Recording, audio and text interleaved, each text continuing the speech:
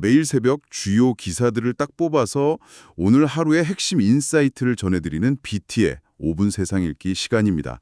코스피 7,300 시대에 눈물을 흘리는 개미들부터 비트코인 절대 안 판다던 그 고래의 항복, 그리고 내 제주도 휴가비를 폭등시킨 중동의 나비 효과까지. 저희가 오늘 준비한 심층 분석의 미션은 아주 단순합니다. 네, 겉보기엔 정말 전혀 무관해 보이는 이 현상들을 관통하는 그 보이지 않는 사슬의 작동 원리를 파헤쳐보는 거죠. 맞아요. 거대한 자산 시장부터 여러분의 휴가비, 그리고 골목길 택시 요금까지 이 모든 게 어떻게 얽혀 있는지 지금 바로 시작하겠습니다. 네, 오늘 준비된 자료들을 쭉 보면서 약간 관통하는 하나의 거대한 키워드를 꼽자면 레버리지의 역습이라고 할 수 있겠습니다. 레버리지의 역습이요? 네, 금융시장의 빚부터 시작해서 지정학적 무기화, 그리고 세대 간의 부의 이전까지 이 모든 시스템이 막 한계점까지 당겨졌을 때 어떤 기계적인 연쇄 반응이 일어나는지 아주 선명하게 보여주고 있거든요. 좋은 접근이네요. 그럼 가장 먼저 그 금융시장의 레버리지부터 들여다보죠. 사실 매일 아침 수많은 뉴스가 쏟아지지만 지금 한국 증시 상황을 보면 숫자랑 심리가 완전히 따로 놀고 있잖아요. 그렇죠. 완전히 엇박자가 나고 있는 상황입니다. 다들 아시다시피 코스피가 7,384.56으로 사상 최고치를 경신하면서 무려 6.45%나 급등했잖아요. 네, 맞아요. 삼성전자는 27만 원, SK 하이닉스도 160만 원을 돌파하면서 엄청난 고공행진 중이고요. 그런데 정작 개인 투자자들 커뮤니티는 거의 초상집 분위기란 말이죠. 그게 바로 시장의 단기 변동성을 예측하려다가 철저하게 응징당한 결과거든요. 지난달에 단기 고점이라고 우려해서 무려 12조 원어치를 승매도한 개인 투자자들이 많았습니다. 제 주변에도 약간 롤러코스터에서 제일 무서운 내리막길인 줄 알고 뛰어내렸는데 알고 보니 그게 하늘로 솟구치는 오르막길이었던 분들 꽤 있거든요. 주가가 거기서 30% 이상 더 오르니까 다들 포모 현상을 호소하면서 씁쓸해 하시더라고요. 네, 그런데 이익을 실현하거나 하락장에 대비하는 건 사실 투자자의 기본적인 방어 본능이긴 합니다. 하지만 문제는 방향성에 너무 과도하게 의존하는 투자, 특히 레버리지 투자의 위험성이죠. 그 하락장에 2배로 베팅하는 이른바 곱버스 상품 말씀하시는 거죠? 거기에 5,299억 원이나 쏟아부은 개미들이 한 달 수익률 마이너스 40%, 연초 대비로는 마이너스 70%라는 막대한 손실을 기록했다는 통계가 있더라고요. 맞습니다. 일부 상품은 지금 100원대 동전주로 전락해서 자산 규모 50억 원 미만으로 상장 폐지 위기에 처해 있고 이미 4개 종목은 청산 절차를 밟고 있습니다. 제가 여기서 이해가 안 가는 건 주가가 기껏해야 30% 남짓 올랐는데 왜 하락에 베팅한 펀드는 70%가 증발해버리고 상장 폐지까지 가는 건가요? 이게 단순한 1대2의 비율이 아니잖아요. 아주 예리한 지적이십니다. 그게 바로 많은 투자자들이 간과하는 그 음해복리 효과, 즉 변동성 끌림이라는 수학적 메커니즘 때문입니다. 변동성 끌림이요? 네, 레버리지 상품은 시장의 방향성을 완벽히 맞추더라도 그 과정에서 오르락내리락하는 흔들림이 크면 수익이 녹아내리는 구조거든요. 매일매일 수학적인 마찰 비용이 발생해서 원금을 갉아먹는 거죠. 그러니까 이건 마치 거센 물살에서 납덩이를 매달고 수영하는 것과 같네요. 물살을 타고 내려갈 때는 속도가 2배로 붙어서 내가 통제하고 있다고 착각하지만 방향이 바뀌면 그 납덩이 때문에 2배로 빨리 가라앉아 버리는 거군요. 완벽한 비유입니다.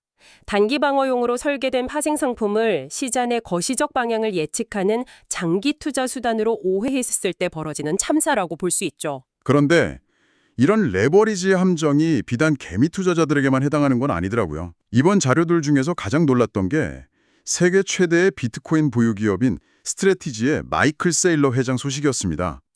비트코인은 절대 안 판다며 종교에 가까운 맹신을 보여줬던 분이죠. 네, 그랬던 분이 1분기 어닝 쇼크가 나니까 백기투항을 시사했어요. 매출은 1억 2,430만 달러인데 영업 손실이 무려 14,5억 달러라면서요. 주가도 70%나 폭락했고요. 이 사례 역시 기업의 신념이 재무 건전성이라는 현실의 물리 법칙 앞에서는 무너질 수밖에 없다는 걸 보여줍니다. 빚을 내서 모은 8,100만 개가 넘는 비트코인 중 일부를 결국 막대한 이자 비용과 배당금 지급을 위해서 매도할 가능성이 커진 거죠. 그 절대 안 팔겠다는 신념조차 꺾어버리는 게 바로 레버리지의 양면성이군요. 그럼 이렇게 기업이나 개인을 흔드는 변수를 넘어서 시선을 글로벌 지정학으로 좀 옮겨볼까요? 좋습니다. 금융시장에서의 예측 불가능성은 결국 거시경제와 국제정세라는 더 큰 변수에서 기인하니까요. 네, 지금 중동 호르무즈 해협에 정박 중이던 한국 화물선 HMM 나무호 화재 발생 뉴스가 엄청난 파장을 일으키고 있잖아요. 트럼프 미국 대통령은 이를 이란의 소행으로 단정하고 한국의 그 해방 프로젝트 동참을 압박하고 있고요. 네, 일각에서는 중동판 통킹만 자작극 의혹까지 제기되고 있는 아주 복잡한 상황입니다. 이 해협이 원유 수입의 70%를 의존하는 한국에게는 생명줄과도 같은 곳이거든요. 한국 상선이 패권 경쟁의 지렛대로 쓰이는 정말 난감한 상황인데 여기서 한국은 도대체 어떤 스탠스를 취해야 할까요? 전문가님 보시기엔 어떤가요? 우리는 지금 미국이라는 핵심 동맹의 요구와 이란의 보복 위험이라는 아주 깊은 외교적 딜레마에 빠져 있습니다.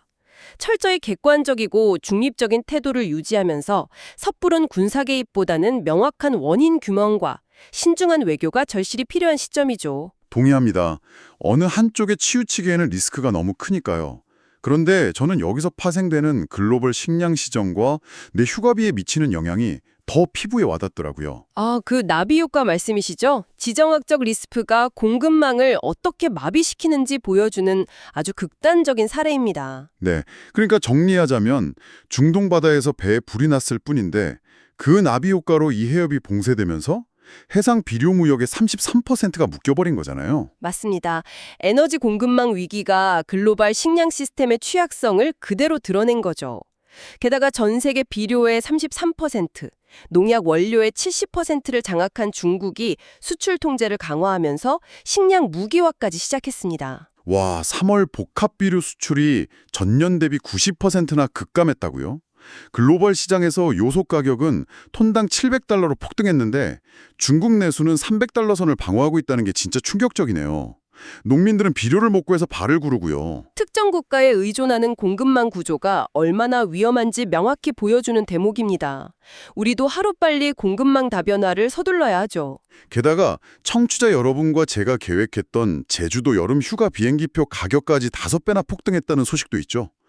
불과 2달 만에 유료할증료 폭탄을 맞아서 34,000원대가 됐다고요. 네, 중동 리스크로 인한 항공료 급등 때문이죠.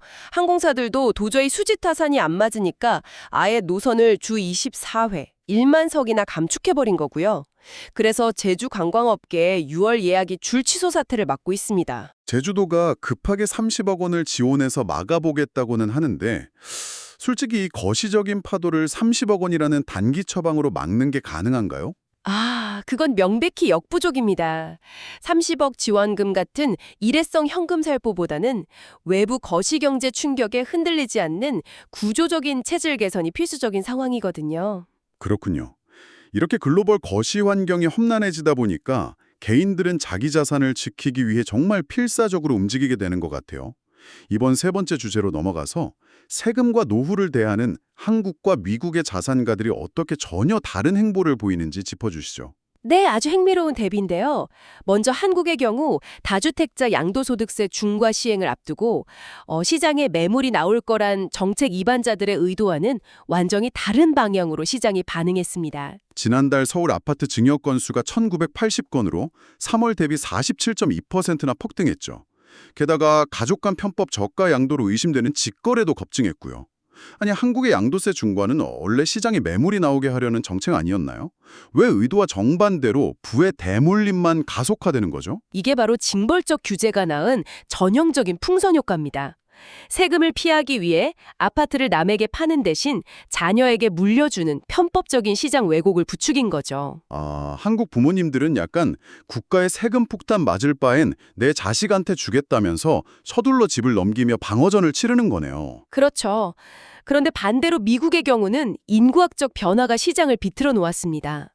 110조 달러를 보유한 베이비붐 세대들이 자산 상속 대신에 본인의 노후에 소비를 집중하고 있거든요. 아, 진짜 한국이랑 너무 다르네요. 미국 부모님들은 미안하다 얘들아, 내 돈은 내가 다 쓰고 간다 라면서 고급 크루즈나 시니어타운 같은 데 막 돈을 쏟아붓고 계신 거잖아요. 네, 의학기술 발전으로 수명이 연장되면서 부의 대물림 시기가 엄청나게 지연된 거죠. 결국 밀레니얼 세대가 아니라 60대 전후의 X세대가 그 혜택을 받게 되는 구조로 바뀌고 있습니다. 그렇다면 밀레니얼 세대들은 집도 사고 경제에 활력을 불어넣어야 할 시기에 돈이 돌지 않아서 경제적 자립이 엄청 늦어지겠네요. 거시적인 관점에서도 참 큰 변수네요. 맞습니다. 한국은 세금이라는 정책이, 미국은 수명 연장이라는 인구학적 변화가 자본의 흐름을 왜곡시키는 통찰을 제공해주고 있죠. 자, 지금까지 우리는 수조 원대 자산 흐름, 글로벌 패권 전쟁, 거대한 세금 정책에 대해 이야기했습니다. 하지만 오늘 자료들을 보면서 정작 국가의 브랜드와 경쟁력을 한순간에 무너뜨리는 건 이런 거시경제가 아니라 아주 사소하고 일상적인 문제일 수 있다는 생각이 들더라고요. 최근 유튜브와 온라인을 뜨겁게 달군 그 사건을 말씀하시는 거군요. 한국을 찾은 일본 걸그룹 큐티스트릿 멤버들이 겪은 승차 거부 논란 영상 말이죠. 네, 맞아요. 서울 을지로에서 성수동으로 가려다 목적지를 듣고 택시기사님이 그냥 출발해버렸잖아요. 정당한 사유 없는 승차 거부는 명백한 불법인데 이 영상 때문에 한일 양국 누리꾼들 비판도 엄청나고 국가 이미지 훼손 우려도 크더라고요. 이 사건이 아주 시사하는 바가 큽니다. 우리가 K 콘텐츠로 막대한 자본과 시간을 들여 쌓아 올린 긍정적 국가 브랜드가 결국 기초적인 서비스 인프라의 부재와 무책임한 개인의 행동 하나로 한순간에 무너질 수 있음을 경고하는 거거든요. 맞아요. 우리는 늘 거대한 시장의 흐름이나 지정학적 위기만을 걱정하지만 결국 그 모든 사회를 단단하게 지탱하는 건 서로에 대한 기초적인 신뢰와 인프라가 아닐까 싶습니다. 정확합니다. 거시경제가 아무리 탄탄해 보여도 일상적인 거래의 마찰 비용이 높고 신뢰가 무너진 사회는 장기적인 경쟁력을 절대 유지할 수 없으니까요. 네, 그래서 오늘 청취자 여러분께 이 질문을 꼭 던지고 싶습니다. 여러분의 일상을 떠받치고 있는 그 당연한 신뢰는 무엇입니까? 아주 의미 있는 질문이네요. 만약 내일부터 당장 택시기사, 식당 주인 혹은 매일 마주치는 동료와의 기본적인 신뢰가 무너진다면 과연 여러분의 거창한 자산 관리나 투자 계획이 온전히 유지될 수 있을까요? 오늘 하루쯤은 우리 주변의 가장 작은 인프라들을 한번 유심히 관찰해 보시길 바랍니다. 깊게 빠져드는 오늘 BT의 5분 세상 읽기 심층 분석 여기서 마칩니다.